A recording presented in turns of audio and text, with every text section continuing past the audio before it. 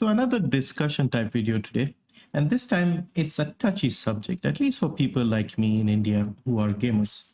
So the question is, why is gaming not big in India? Why do we have such a small gaming community in India, especially on PC and consoles and things like that? Mobile gaming is doing fine, to be fair, but the reasons why PC, PlayStation, Xbox, and Nintendo are not popular in India and why gaming isn't big in India.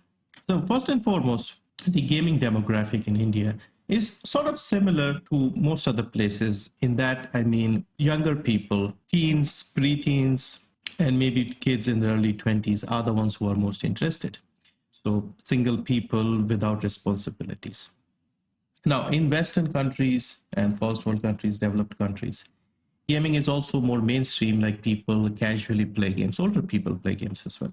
When I moved from India to the UK, for example, I noticed people were familiar with PlayStations and Xboxes, and people had an Xbox or a console sitting under their shelf, under the TV shelf. This is something that you don't see in India. At least I did not see it in India back 20 years ago. Things seem to have gotten worse with regards to gaming. Now, I want to go into a few factors why that is the case. And also, share your thoughts as well. If you are from outside of India, and also if you're from India, if you agree with some of these things, and if you have any other reasons why this is. First and foremost, as I mentioned, it's like an age thing. We are sort of into gaming as kids because back in my day, most games looked cartoony. They were usually just platformers, Mario, Sonic, etc. And so the idea was these are meant for kids, and once you grow a little older, you stop playing them. And that's exactly what I did as well. By the time I was like 14, 15, gaming was like, you're too old to play games now, and now your studies are more important, focus on studies. And by the time I reached my 10th grade and stuff, I had stopped playing. Now, I was still playing because I got a PC later, and occasionally I would, play a little bit of a demo here and there. I never actually owned a full game. There was no way of getting a game back in those days. Even like pirated wasn't possible because, again, internet wasn't there as such. So those were like the early days. Now, with time, gaming has evolved. The same kids in the 80s are now game developers. They're making experiences for people like themselves, their age group. So there are games, designed for people in their 30s, 40s, even older. And gaming has become more mainstream. I think it was the year 2007 when gaming overtook like movies and other forms of entertainment as the biggest form of entertainment in terms of revenue. So it started getting more mainstream attention. That is like the basis here for gaming not being popular. Now, there are other reasons. For example, the society, Indian society, the parents also consider gaming as only for kids, and there is a strong focus on education in India. Like if you are from a middle class family or even like in other family, seeing like your kids playing games all day is just a waste of time. And to some extent, it's not wrong. If you sit and do anything all day, it's a waste of time. But there is like an obsession with just study, study, study. Now, what I mean by obsession is everything else is secondary to education. If you are like a teenager, you have literally no time for anything else apart from studying. If you're like from a normal middle class family, at least a family that has even a little bit of focus on education. For example, when I was in the 10th grade, around 15, 16 years old, I had to get up early in the morning, go to coaching or like private tuition, then go to school, spend all day in school, and then come back and then maybe have dinner or something and then study. That was like the only purpose in life. Very depressing, I know. And even then in school, you would be called out, you would be humiliated if you were not, perfect in your replies. I remember once one of my teachers, I don't know what I was doing, but she just pointed me out in front of the whole class and asked me something like, now remember, this is like maybe July. I say July because the board exams would have happened in the following March. So you can imagine, so you have like 6 months there, another 2 months. So this was 8 months before the final exams. And she expected me to know the whole syllabus and answer a question from like a random chapter. And she was saying, exams are in March and you're not prepared. You don't know anything. And I was like thinking, yeah, exams are in March. We have 8 months. So I felt weird. Now, this is because I came from a different culture. I was living abroad, and I only came here in India to study my 10th grade. So this was all very weird to me. Like, what the hell? Exams are 8 months away. What the hell are we going to do if we already finished the courses now? But apparently, all the other kids had already completed the syllabus privately during the holidays between the ninth and 10th grade. So that's basically an example of how serious education is in India. Even now, kids, they go to like coaching in the morning, go to school, come back, have another session with a tutor or something, and then they study until they fall asleep. Education is really big, and you're also pressurized not only from your parents, but from society in general. Your neighbors will be constantly asking you what grades you got in this class, or how are your chemistry results, or things like that. Neighbors are nosy, teachers are very obsessive, and there's just a non-stop pressure to perform. So I'll give you an example from my own life, personal example.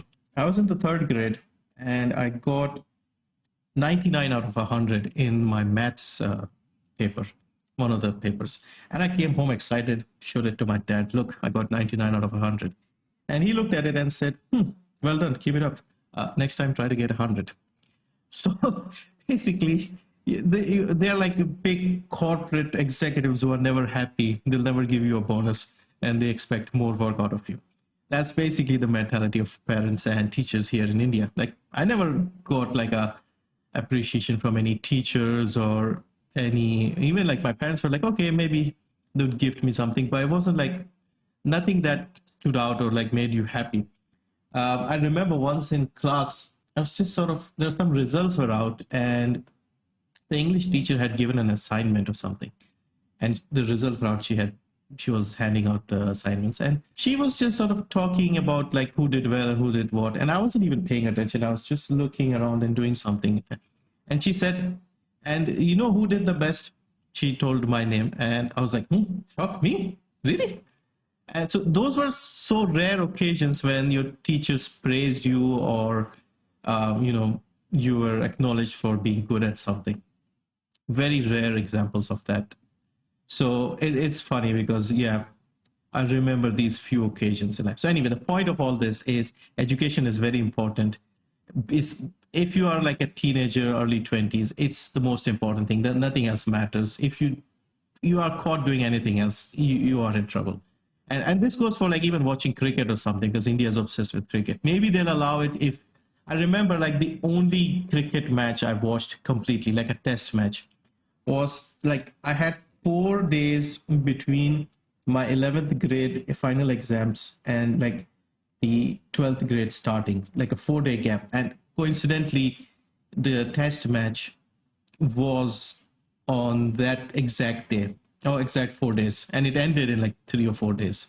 So that was like the only test match I've watched. If you want to get a context of what I'm talking about, if you're Indian, it was the 1998 tour of Australia to India. The second match at Eden Gardens, Calcutta. Azharuddin scored like 163 not out or something. That was like the only test match I watched completely, and India did win convincingly. There are a few dodgy decisions here and there, but it was one of the most convincing wins India had, and everybody was doing well. Like Azharuddin scored 100, but like everybody else had like 80, 90, 95 or something. So one of the best matches India had played, and that was one of the only matches I actually got to sit down and watch all of it. First part is like the importance and the obsession of education in India. Like kids don't get time to do anything. My physical education classes in school in the 10th and 12th grades, they were canceled for like extra work or maths or something. That's how bad things were. Like it's all work and no play if you're an Indian kid. Anyway, so that is the first problem. Second issue obviously is like it's for kids, and most people just sort of grow out of it. Kids hit teenage years and they get interested in girls and other things. So that gaming interest goes away eventually. The other issues are basically up until now, even now, India is still a third world country. It's a poor country. Vast majority of people are really poor. They can't really afford these things. These things are still an item of luxury, even though they have become cheaper. Everybody runs around with a mobile phone these days. But having a proper PC is still looked upon as like not a necessity, but more as a luxury. And only people who work or do something, they look at getting PCs or something. And even then, laptops have become affordable. Mobiles can do a lot of things. There are tablets as well. So people tend to go with those things instead of getting a proper desktop. Another issue is parts are more expensive now. Back in the 90s, late 90s, if you had a PC with anything on it and integrated graphics, it would run most games just fine. If you were playing something like Age of Empires or something, it would run without any issues. You never needed a separate dedicated graphics card. Now things are different. You need like proper hardware to even run some of the basic, even some smaller pixel art games need good graphics to run. So that just adds to the cost. And I remember in the year 2000, I built a PC for exactly 50,000 rupees. Now, 50,000 back then, I don't know what conversion it would be right now in terms of the inflation changes, but I imagine it's probably double maybe. But that PC could run anything, like any game in the market out there would run. Now, 50,000, you'll struggle to get a decent graphics card for 50,000. So things are not as affordable now, also not as easily available, and everything is taxed quite heavily as well. So any item like this, electronics especially, they just charge it as an item of luxury. India, just everything is considered luxury. So these things get taxed more as well. And then the final problem that I have realized when I came here, and it affects me quite a lot, I think most of you may be able to guess, it is the unreliable electricity in India. So if you have a laptop, if you have a mobile phone, you can just charge it and run it even if you have no power. With the PC desktop, you need proper electricity. And to run it properly, you need backup, you need a UPS, and even the basic UPS or the basic inverter that you get, those are not going to keep your PC running. They are good for having your fans and lights working, but for the PC, you need something called an online UPS, and those things are really expensive. Those are like high quality UPS systems used in like big banks for their servers or hospitals for their heart rate monitors and things like that, where you can't really have power failure for even a millisecond. So basically, you need one of those. And the annoying thing with the Indian culture is I have spent years trying to figure out what the problem is and how to solve it. And nobody literally shares anything with you, any information, any help. Like people from these companies, from the UPS manufacturers and inverter manufacturers, I've called them. They've come to my house multiple times. They look at it, they change the batteries, and they'll go away. They never turn around and tell you like, dude, you're using a UPS. This will only give you like 20 seconds worth of backup if you're running a game like that. You need an online UPS. Not one person mentioned that. I had to literally go and search different places, and I found this knowledgeable lady in one of the agencies like that sell like these power things, and she explained the whole thing to me. And that was like the first time in like years of me looking, I figured out like what the actual issue is and how to solve it. Because the normal UPS that you get that you put next to your PC, that's only good for like, I don't know, minor, smaller PCs, those PCs where you're just browsing the internet or something. Maybe if you're just doing that, it'll hold your system for like 10 minutes. But if you're playing a game, I don't know, like Apex Legends or something, you'll be lucky to get 7 seconds out of it.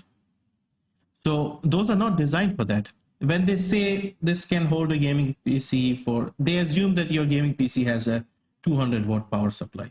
That's just ridiculous. So these are just numbers that they use to pad up. They'll say, oh, this UPS can handle 2 PCs at the same time. No, it can't. It's just bullshit. Yeah, so in order to just have a desktop and keep it running and stop it from failing, you need a very expensive UPS to just keep it going. And I still don't have that. So I've only figured out what I need. And I'm trying to save up some money and get one of those, because if I want to do like, stress-free recording, streaming, I need that, because I still have issues. I literally had a power cut yesterday when I was streaming and my PC restarted. And I don't like that. It can harm the PC, and obviously people will be annoyed like on stream, like this guy always having his power problems. So that's just how bad it is. So the point is, with the electricity issues, having a laptop, having a tablet or a mobile, it's just more convenient, more easy.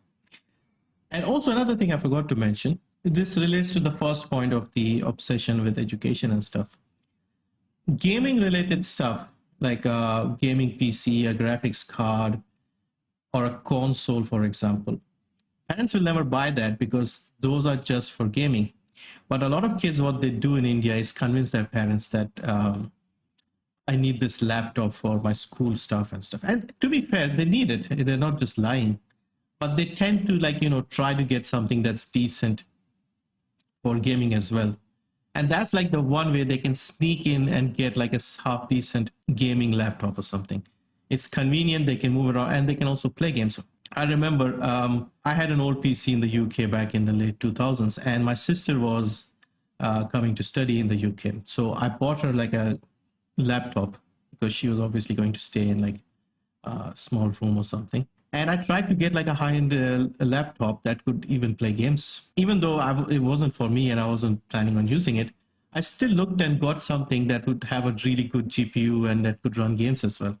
So that's what kids do to get like a gaming laptop or something. Now, once they get older, they have like a small window of opportunity between, I would say, ages, I don't know, 24 to 30, roughly. When they finish their education, they got a job, they're a little more independent, they have their own money, and before they are married off and they have to go into that family life. But that's all the time they have to play games. So, and it's usually males, I would say, who would be obsessed, who were kids, who were teenagers, who wanted to play games but couldn't. Now they're old enough, they got a job, they have their own money, maybe they have their own place, rented house or something.